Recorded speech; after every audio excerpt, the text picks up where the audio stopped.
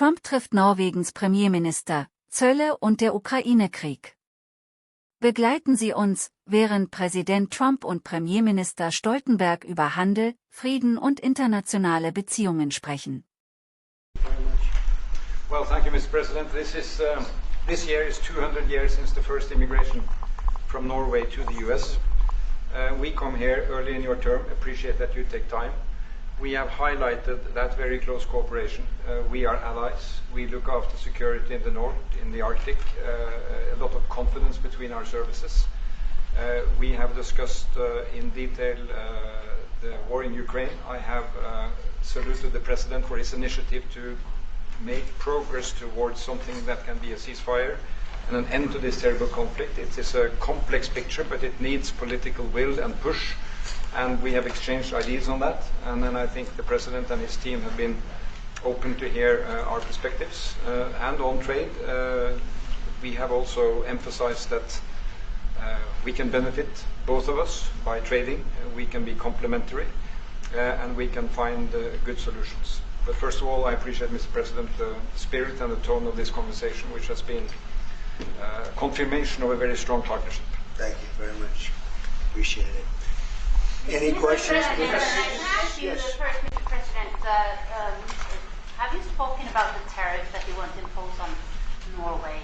Is there a chance that you can lower? We spoke about trade, and we understand each other very well. I think we'll have no problem. You think that you will get an agreement? I think we'll have no problem whatsoever with Norway. Mr. President, discuss a possible visit to Norway? Did you discuss a possible visit for President Trump to Norway? We didn't, but I love it. I mean, I've been there. And it is a beautiful place. But I told the President that, he is receiving us early in the term. He's welcome to visit Norway. We would like to have him, and it will be another way of emphasizing this strong friendship. Mr. President, Norway has been a staunch supporter of Ukraine since the Russian invasion in 2022. Has something been discussed here today that may have altered your views on things? No, we want to, very simply, I have no allegiance to anybody. I have allegiance to saving lives, and I want to save a lot of lives. A lot of young people, mostly young people. It's the war. It's the soldiers. And if we can do that, also, as you know, I got started because the money that's been spent on this war is insane. It should have never happened. And it would have never happened if I were president. But Biden spent $350 billion on this, and it's a shame. And that's what got me involved. And then I looked at, and I see the results. It's horrible. It's a killing field. 5,000 soldiers a week on average. And we want to stop that. We both want to stop that for a lot of reasons, but I would say that is my number one reason. Why do you think that you will get Russia to accept a deal that also Ukraine and Europe is willing to accept? I think so, yeah. I do. I believe they will accept, and I think we're going to get this over with. I hope so, soon. You continue to lack support from NATO allies in your goal of obtaining Greenland. How will you proceed if you don't get that support? Well, Greenland's going to be interesting, but that's for another day. I think we need that for international peace. What are you expecting of your And if allies? you don't have that, I think it's a big threat to our world. So I think Greenland's very important for international peace. Yeah, please, go ahead. Mr. President, this morning in Truth Social Post, you used the words, Vladimir, stop. That seemed like a slightly different message, a personal message. What is your level of frustration with President Putin? I didn't like last night. I wasn't happy with it. And we're in the midst of talking peace, and missiles were fired. And I was not happy with it. That's what I meant, and that's, what it said. I assume that's what you mean. Sorry, yeah, if the bombs keep falling, will you consider additional sanctions toward Russia, or what will you do if President Putin does not I'd rather answer that question in a week. I want to see if we can have a deal. No reason to answer it now, but I won't be happy. Let me put it that way. Things will happen. Mr. President, why are you not putting more pressure on Russia? I know a lot of Europeans. Putting a lot of pressure. You don't know what pressure I'm putting on Russia. They're dealing. You have no idea what pressure I'm putting on Russia. We're putting a lot of pressure. Can you maybe tell us that? We're putting a lot of pressure on Russia. And Russia knows that, and some people that are close to it know, or he wouldn't be talking right now. The Prime Minister understands that better than anybody. He wouldn't be talking right now. He's talking, and we're putting a lot of pressure. I think he wants to make a deal. We're going to find out very soon, but it takes two to tango. And you have to have Ukraine want to make a deal too. And they're being hit very hard, and I do believe they want to make a deal. Mr. President, if I may, you said that the Ukraine have to give some territory to win peace, among them Crimea. Do you stand by that? And I know that the former NATO General Secretary today has told you that he does not agree, and he believes in territorial integrity of the Ukraine. How will you deal with that with your allies? And do you stand by that Ukraine have to give? Former Secretary General happens to be right here, so they can't put words in his mouth. He's been a great general, frankly. It was because that's what you are. Really, you're a general. But he's been a great Secretary General. We had a tremendous relationship, very successful, and I think he could speak for himself. He's right here. But do you still agree that Ukraine have to give some territory away to win peace? Well, it depends what territory. They've been fighting. They've lost a lot of territory. We'll do the best we can. Working with Ukraine, we'll do the best we can. But they lost a lot of territory. When you say Crimea, that was handed over during a president named Barack Hussein Obama. That had nothing to do with me, Crimea. That was 11 years ago with Obama. And they made a decision. There wasn't a bullet fired. There was no fighting. There was no anything. They just handed it over. Now they say, well, can you get it back? I think that's going to be a very difficult thing to do. That was given by Barack Obama when he was president, not by Donald Trump. Thank you, Mr. President. You had a long meeting, Mr. President. Proposal that you put on the table. It's a 30-day ceasefire proposal. Your national security team presented it to both Ukraine and Russia. 2 months ago, Ukraine agreed to that ceasefire proposal. Immediately, Russia has not. And my question is Russia the obstacle to peace based upon that, just getting to that 30-day ceasefire? I don't think so. I think that they both want peace right now. They're ready to do something. We'll see what happens. Complicated, very complicated. But I think they are both very much looking to make a deal. Marco, what would you say? Well, first of all, what was put before our partners was options to discuss about things that it would take to end a war. This war is endable. Both sides just have to agree to it. We've shown them a pathway forward. We've discussed those ideas. It was a good meeting yesterday. There'll be good meetings over the weekend. We've shown them the finish line. We need both of them to say yes. But what happened last night with those missile strikes should remind everybody of why this war needs to end. It's horrible those missiles landed. What's even worse is there are today people that were alive yesterday that are not alive today because this war continues. And the president wants to stop it. And everyone should be thanking the president for being a peacemaker and trying to save lives. That's what we're trying to do here. It's not our war. We didn't start it, as you know. But we're trying to end the dying. We're trying to end the destruction. And we've shown the path forward.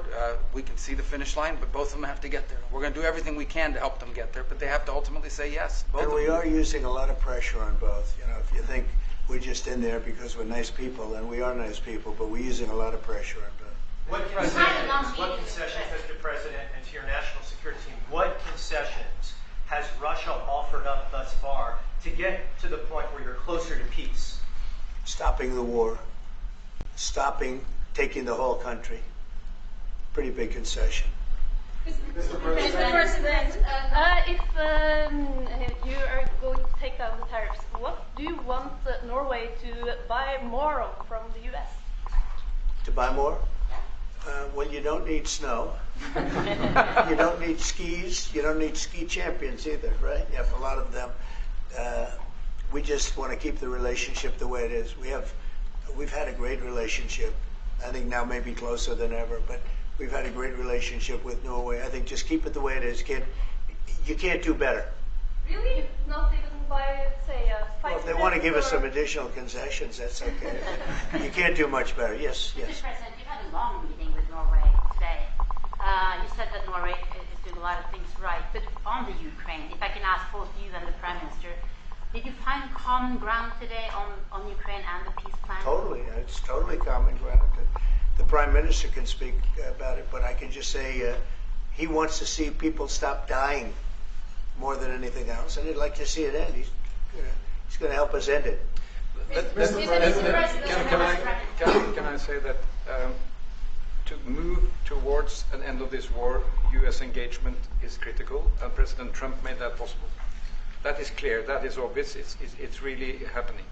Now the important thing is that both parties have to know that they have to deliver, and they have to feel the pressure to deliver. Ukraine is under attack. They are defending themselves. Lives are being lost. And we believe very firmly that there needs to be a ceasefire, the initiative taken by the US some time ago. It needs to be respected. And then to move on to something which both parties can own. That is the complicated part in such a dramatic war. And here I believe Europeans and Americans working together, as we do much closer now. And I salute the team of President Trump of being open in that process. We had a good discussion on this today. And then we have to move on, and we cannot lose time because this is too much drama happening. One thing is people losing their lives, but it is a bad thing for Europe, and it's a bad thing for the world to having such a broad conflict going on. It can have ramifications far beyond Ukraine. Mr. President, follow-up question on China. Mr. President, I forgot my question. I wanted to ask about sorry. That happens. It happens sometimes, yeah. No, Mr. President, I wanted to ask about the. Well, actually, Zelensky has said that he wants more Patriot missiles. So far, has been no response from the United States. If you and the United States decides to pull out of negotiating for peace, trying to broker peace, does that also mean a no on Patriot missiles, a no on sharing intelligence with Ukraine? Let's see what happens. I think we're going to make a deal. And if we make a deal, that'll be wonderful. We won't have to worry about your question. You can ask that question in 2 weeks, and we'll see. But I think we're getting very close. The Prime Minister feels the same way, and we'll hopefully not have to answer that question. Mr. President, Norway is the third country to be officially invited to the White House after Liberation Day. Why did you invite Norway so soon to the White House? Because I like them. And I like your Prime Minister, and I like the way your government runs. And I respect the King. He's highly respected in Norway. It's a great thing, not an easy thing to do. He's done a great job. Yeah. Would you like an invitation to visit the King? Absolutely. You get me that invitation. I just told the President he's welcome to visit Norway. President Trump, yeah, please. You said before that you like the Norwegian Petroleum Fund, and I'm wondering if that has been up for discussion today, the way that we have structured our money and whether. Well, this fund was created in the late 1990s to save for future generations the income from oil and gas.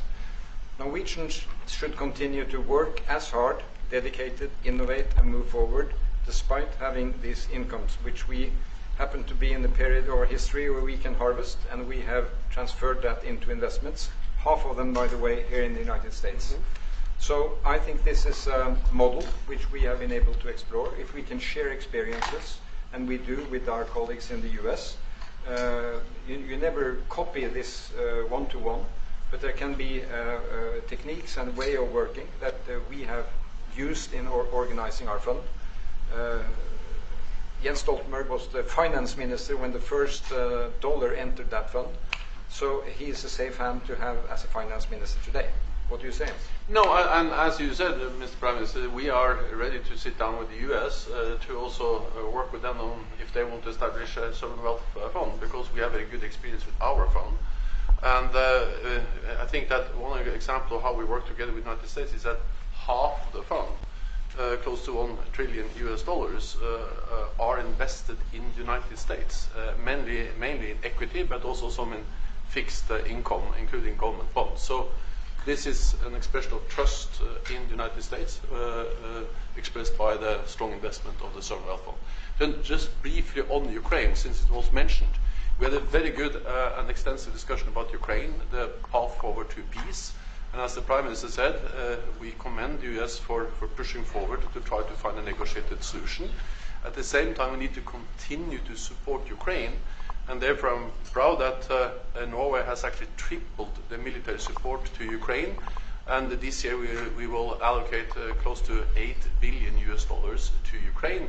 That will strengthen them and also their hand on the negotiating table. If I may add to that, if there's a peace, and there will be a peace, we have a common responsibility in securing democratic Ukraine for the future. And the best security guarantee they can have is the ability to defend themselves. And we are investing in that. Mr. Prime Minister, Mr. President, as it relates to tariffs, Mr. President, when you unveiled your reciprocal tariffs on April the 2nd, the tariff rate for Norway was 15%. Based upon your conversations that you've had today with the Prime Minister, do you see that tariff rate coming down from what you proposed just a few weeks ago? Well, they have a great fund of $2 trillion. It's a big fund. And they don't have any debt. So I think they'd probably be willing to pay us more than that, I hope. Are the two nations in agreement of which countries? Mr. President, Yes. in 2018, your former Secretary of State Mike Pompeo called for an end to Russian occupation of Crimea. Why has this administration changed its stance on territorial concessions? Well, the war started. It would have never started if I were president. This is a war that is all wars are horrible. This one is in particular bad. And I don't know that you can ever say there's going to be a winner to this, because so many lives have been lost. Not only soldiers, a lot of lives have been lost.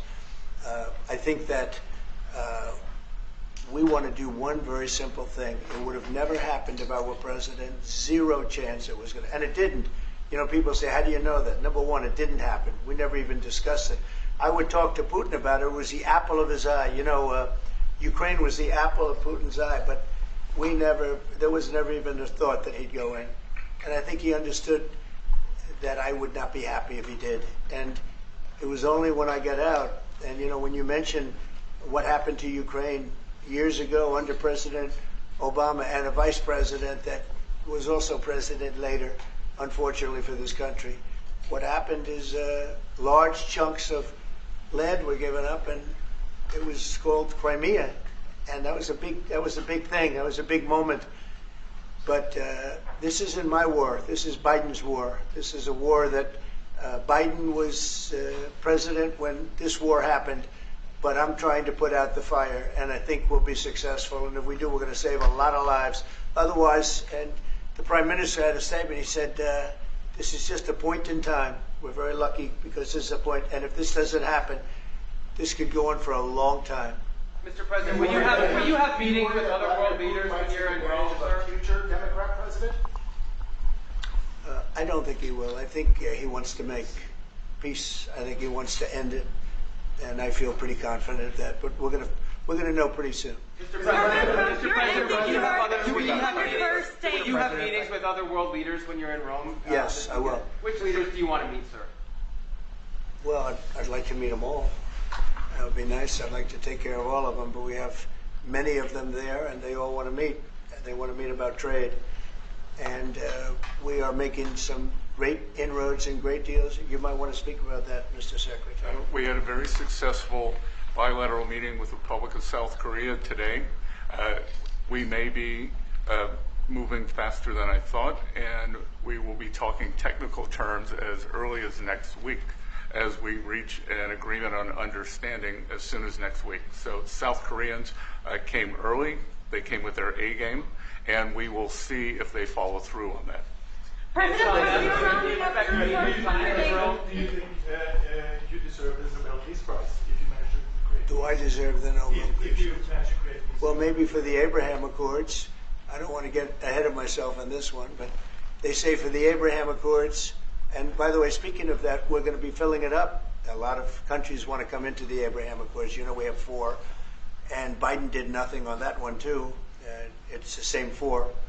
But they're great countries, and they were brave doing it, and it's worked out very well. And we're going to be filling up the Abraham Accords. They're going to be, I think, filling it up very rapidly. Marco, could you say something about that? There's great, enormous opportunity to grow the Abraham Accords. But I would just point to one thing. Of all the leaders in the world today, no leader is working harder to prevent wars or end them than President Trump is right now. That's why we're talking to Iran. That's why we're engaged with Ukraine and Russia. It's the desire to prevent these wars from breaking out and to end the ones that exist already. And again, I just think it's tremendous for our country to be led by a president who desires to bring peace and establish peace and protect peace. So it's hard work. Mr. President. You know, Marco just mentioned something that maybe we should talk about for just a second, if we could, Mr. Prime Minister. And you're involved in it too, because you've been involved in the world and peace. But I think we're doing very well with respect to Iran, and we're having very serious meetings. And there are only two options, and the one option is not a good option. It's not a good option at all. And I think we're doing very well on an agreement with Iran, but that one, we're doing a lot of things, I will say, but that one is well on its way. We could have a very, very good decision, and a lot of lives will be saved.